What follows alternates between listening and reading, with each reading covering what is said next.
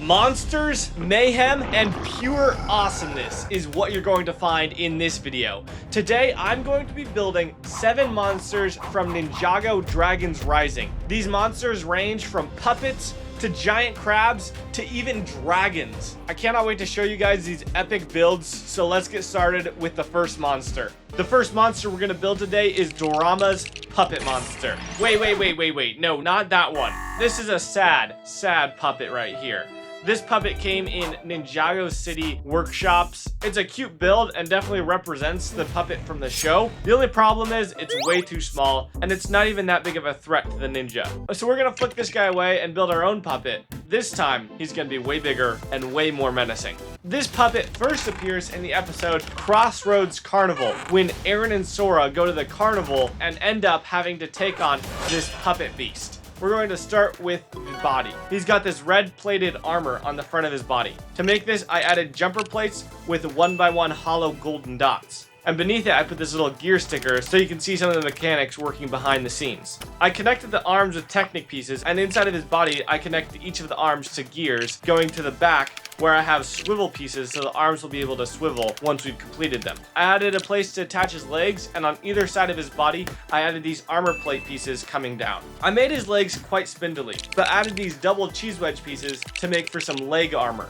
Now his legs are quite interesting, and in the show it kind of looks like he's got feet with some sandals on them. In order to make this, I had to use an illegal building technique where I stuck one of these 1x2 tiles with an angle cut off in between these two studs. The rest of the foot is tan. Next I attached these spindling legs, and now it needs some arms. For the arms, I added some more of these big armor plated pieces, but this time in maroon. And from there, I added a quite spindly forearm. And finally, I made his tan hand, which can grab minifigures or can grab this sword that I made. Now I can place both of his arms on, and on the back we can see these two knobs, and if you turn them, the arms swivel back and forth and make him feel more like a puppet. Now for the hardest part of this build, which is his head. Now this guy's head is very square and has a unique design. I made the head tan and used a lot of snot building techniques. I used some very unique pieces to make his facial features. I also added some big square eyebrows so you can make him look either really scared, and then if you turn the eyebrows up, it makes him look even more creepy and mad. Around the side of his head and the back, I added his strange hairline, and on the very top, he's got a square-like ponytail sticking up. Now, I was able to add a function where if you push down on this ponytail, his mouth opens up to give it this terrifying haunted puppet look. I made this function by making a separate section for the bottom jaw and then attaching it to the hairpiece on the top, and added a rubber band so that when you release from pushing it down, it goes back up into its normal position. Now Dorama's creepy puppet is complete, and I really like the color combination here with the red, dark red, highlights of gold, and tan for the skin. I'm really happy with how this puppet looks, and it's a definite improvement on the official LEGO puppet. But oh no, this puppet has Sora in his grasp and will not let go. It's time for Aaron the Ninja to take action and take this puppet down. He's got to use his throwing spinjitzu power. So let's give him some items to throw at this puppet. First, he's got a banana. That did not work. What about a broom? Maybe some TNT? A loaf of bread? A plate? What about dog shank? This puppet is unstoppable, and Sora keeps getting squeezed harder and harder. He has to save his friend Sora. He grabs this record player and throws it with all his might. Thankfully, this time his spinjitzu throw actually worked, and it busted through this puppet, and now this puppet is no longer a threat. Aaron also took down Dorama and can now use his staff to control this puppet. Now Aaron can ride this puppet and defend Ninjago. Our second monster is the Dream Guyver. These are one of the creepiest and weirdest shaped creatures I've ever seen in Ninjago. This creature first appears in the episode Beyond the Phantom Cave. A bunch of the ninja enter this dark cave on one of their quests and are met with these dream Gyvers, who basically attach themselves to your head and they give you some horrible nightmares.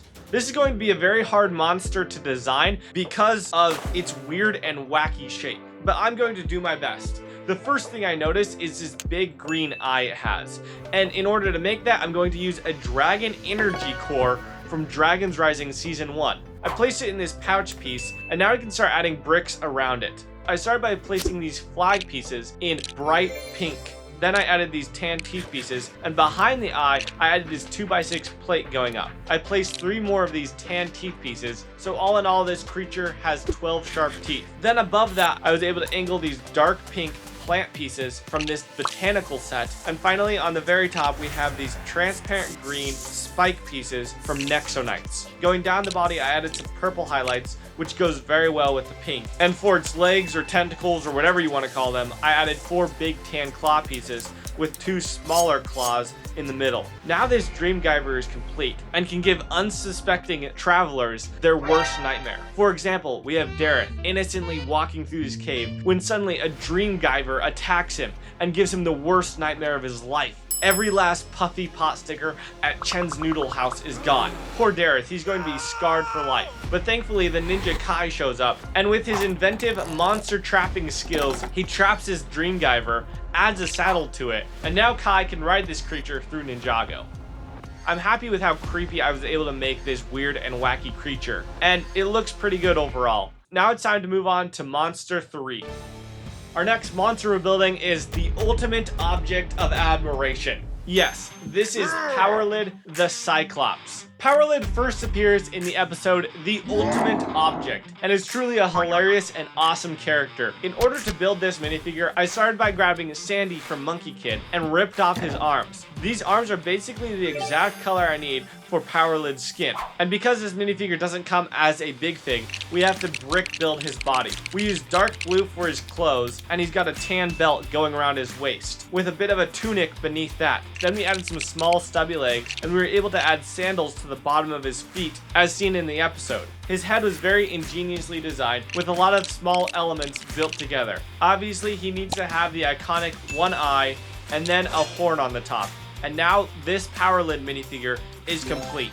But is he truly the object of admiration? Well, in order to figure this out, we're going to put him to the test against Cole, the elemental master of Earth, who is also extremely strong. They'll start easy by both curling 100-pound weights. Pretty easy, light work. Next up, I gave them each a backpack and packed it full with a lot of heavy objects. Now they have to go on a 4-mile run. Powerlid is starting to sweat, and Cole is too. Now for the last workout, they have to bench press the dragon Ryu, but not before Ryu has a massive meal of delicious food. This is going to be harder than they expected. Powerlid starts and it's able to get a few reps in, but Cole is going strong. They keep going until they can't anymore, and once each of their reps is added up, Cole got 8 reps in, and Powerlid got 9 reps in. Powerlid is truly the ultimate object of admiration and gets the trophy of admiration. And now, just for the fun of it, Powerlid throws Cole onto his shoulder and does a marathon with him. This Powerlid minifigure is fantastic, and I love his hilarious design.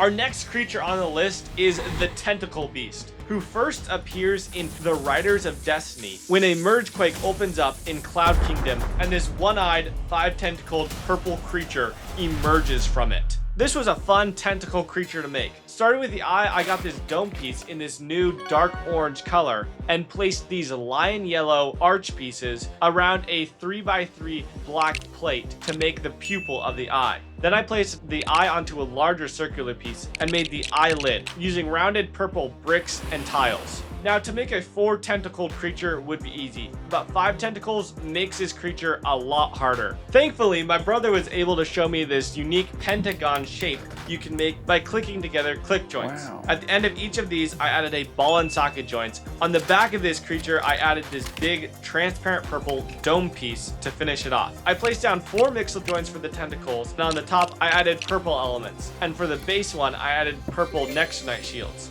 On the bottom of them, I added pink and dark purple studs to make it look like an octopus, sort of. Then I attached all 5 of these tentacles to the creature, and now this Tentacle Beast is complete and can lay waste to the Cloud Kingdom. I wanted to simulate the attack in the show, but this creature is much too small for the Cloud Kingdom. So I made a miniature Cloud Kingdom with small white spires, bridges to connect the different floating islands, and now we can place on this gigantic beast. But who is gonna stop it? Well, if we zoom into this build, we can see Nia, but sadly she is far too small to take on this massive beast. She goes into the archives of the Cloud Kingdom and finds this mysterious potion. She takes it with her and drinks it right before she's ready to battle this creature. When she drinks it, she grows way bigger and now is able to take on this creature. She uses her ninja skills, but come to find out this creature really isn't a monster and just kind of wanted to give Nia a hug. Now Nia and this tentacle creature can be best friends. Now before we move on to the giant crab, I have some exciting news. I have new merch and it is really awesome. We've got a Thunderfang shirt and we also have a Be Wise Master Wu shirt. The graphics on these t-shirts were designed by my sister, who does a fantastic job at artwork. Really happy with how these turned out. The Thunderfang one just looks epic and menacing, and the Be Wise t-shirt has printing on the back. This Thunderfang t-shirt matches one of my future builds in this video, so stay tuned. You can go to the link in the description and pick up your very own Brick Legends merch. Thank you guys so much for the support, and let's move to the giant crab.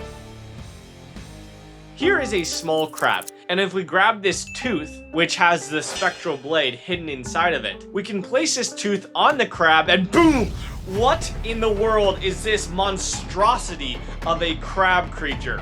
This is the crab monster from the episode The Gangs of the Sea. This is a 4-eyed, 6-legged, 2-armed crab monster, and building it out of Lego is going to be extremely hard. I'm not actually going to build this creature, but we have our creature expert Tyler, who built a ton of creatures from Shintaro. He also built the tree horn from my other monster video and the Overlord dragon. This legend is amazing at building creatures, so let's see how he built this crab monster. This creature is going to be a massive challenge, so in order to get the proportions right, I had to start with the head. Both sides of his face are actually angled inward to give it a better look. For his top jaw, I gave him a row of sharp silver teeth. For these vicious eyes, I used these see-through neon orange cone pieces. I gave him 2 eyebrows, 2 antennae, 2 mandibles, and a bottom jaw for crushing ninja. And by this point, he looks more like an alien than an actual crab. The top of his head and most of his body is going to be dark blue, and I used a whole bunch of different slopes to make the spiky crown of his head. I also added 3 tan barnacles. I attached his head to his neck by using Technic to give it a cool angle. And at the bottom of his neck, I gave him a robot joint so he can have more rotation. Right behind his head, I placed 2 huge arms, and for his pinchers, I used new Dragons Rising sword elements. And I also attached a small rubber band to the smaller claw so that it can snap. Now it's time for the body and the tail. His body goes up at a 90-degree angle to meet the neck. His underbelly is dark gray, and his back is all dark blue. For the underbelly, I used a large boat piece to finish it all off. I made sure to add 6 large connectors for his legs. His tail is quite flat and stubby, and splits into 2 fins at the end. And I connected it to the body by using a click joint. Now the head, arms, neck, body, and tail are all complete, but it has no way to walk anywhere, so we need to give it some legs. To make the structure of his legs very strong, I used these A angle pieces. Then I covered these legs in dark blue with highlights of sand green to look like moss. At the very tip of his leg, I put a dark blue 1x10 slope piece. Each of these legs is built slightly different due to the size and positioning of the joint. Now we can connect all 6 of these legs together, and we have finally finished this ferocious crab. Oh yeah, and I forgot one thing. There's actually a little alien inside of this guy's brain. This crab turned out very well, but I probably spent 50% of the time just working on the head. This crab has a lot of rotation. His jaw can chomp, his arms can move, his pinchers can pinch, each of his legs can rotate, and his tail can go up and down, and his upper body can swivel from side to side. Huge thanks to my brother Tyler for making this enormous, show-accurate crab. And now we can make a small part of this ocean city that it attacks. We'll add a windmill, a small dock, and a crate full of this nasty seaweed that they harvest. Now it's time for the ninja Lloyd to protect the city. But he is no match against this massive crab and is now caught in its pinchers. But if we unite the villagers and the Merlopians, they can recreate this city into a catapult and launch this seaweed straight into the mouth of this monster. It's so disgusting he flees back into the sea, but he still has Lloyd in his pinchers. What shall become of Lloyd Garmadon now? Now it's time to venture to the Spectral Lands, where Moro is protecting innocent travelers from the Soul Suckers.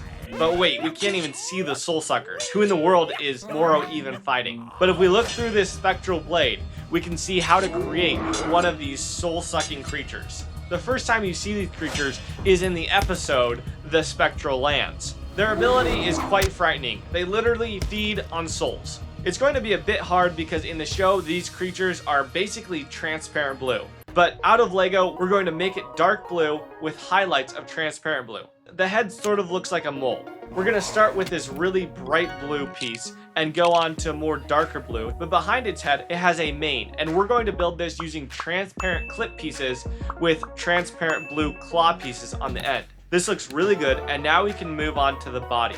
For the body above the two front legs, we added dark blue hubcap pieces, and there are two light blue lines going down the body. The underbelly of this creature is black, and the rest of its body is dark blue. There's also some transparent frills along the back of the body, and as we build our way down the body, it gets skinnier till we finally end up at the back where we added a tail with a blue ninja sword. For the front legs, we use this dark blue rounded dome piece, and the claws that we added to the feet give it this mole-like look. The front legs are a bit beefier than the back legs. Now we can place on all four legs, and it can really start attacking Moro.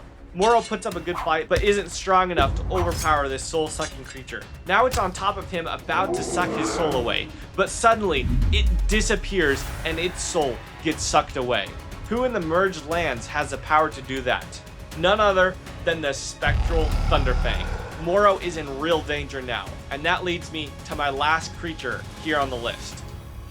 Now, the original Thunderfang came out in March of 2025 in a $70 Lego set. This was a very cool Thunderfang. I love the red and the purple, and the wings look so threatening. But in the show, after the ninja take this Thunderfang down, it turns into this Spectral Thunderfang and goes to the Spectral Lands. In order to make this Spectral Thunderfang, I basically need to just copy the original Thunderfang and make it a different color palette, because now he's black and dark blue. I got the original instructions for the Thunderfang and built this beast of a dragon. This time I replaced all the red elements with black elements and all the purple elements with dark blue elements. Wow. And the original has a lot of tan claws, but my Spectral variant has white claws in place of those. There are very few changes I had to make to this Spectral Thunderfang, but now the only problem is it doesn't have a head, and it also doesn't have wings. So for the wings, I took a picture of the original wings, changed the colors up, ordered them on nice pieces of paper, and once they arrived, I tediously cut them out to fit on the wings. The end result looks really cool. I love the black and blue color scheme. I also ordered the corresponding dragon elements I would need for the head, but they are in the wrong color, so I had my sister paint them, and she did a really good job. The bottom jaw is dark blue and the top jaw is black, but now it has a transparent blue frill to it. She also did a fantastic job on the eye detailing, which looks basically the same as the Lego set. Now we can see these two Thunderfangs complete, side by side. They're the same build, just different colors. Now we can place our Thunderfang in the Spectral Lands. Again, Moro's end is near, when suddenly a roar comes behind Moro, and he looks up and sees what once used to be his arch enemy, Lloyd Garmadon, riding a massive crab to fight the Thunderfang.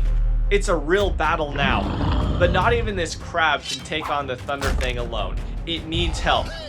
Aaron runs in riding his puppet. Powerlid jumps in and gives Thunderfang a punch to the jaw. Nia swoops in on her 5-tentacle creature and makes sure the Thunderfang can no longer use its arms. Finally, Kai flies in on his dream Guyver and gives the Thunderfang a real scare. Now Lloyd and the crab have their chance. They pick the Thunderfang up and smash him to the ground. There's no longer a Spectral Thunderfang, but a pile of bricks. Lloyd and his fellow ninja have saved Moro from his impending doom, and now that the Thunderfang is destroyed, Ninjago is forever in debt to the ninja and their creatures. If you guys want to pick up instructions for some of our best monsters we showcased in this video, you can go to brick-legends.com or to the link in the description and pick up your very own copy of these digital instructions. Without further ado, thank you so much for watching, and I cannot wait to see you in my next Brick Legends video. Peace out.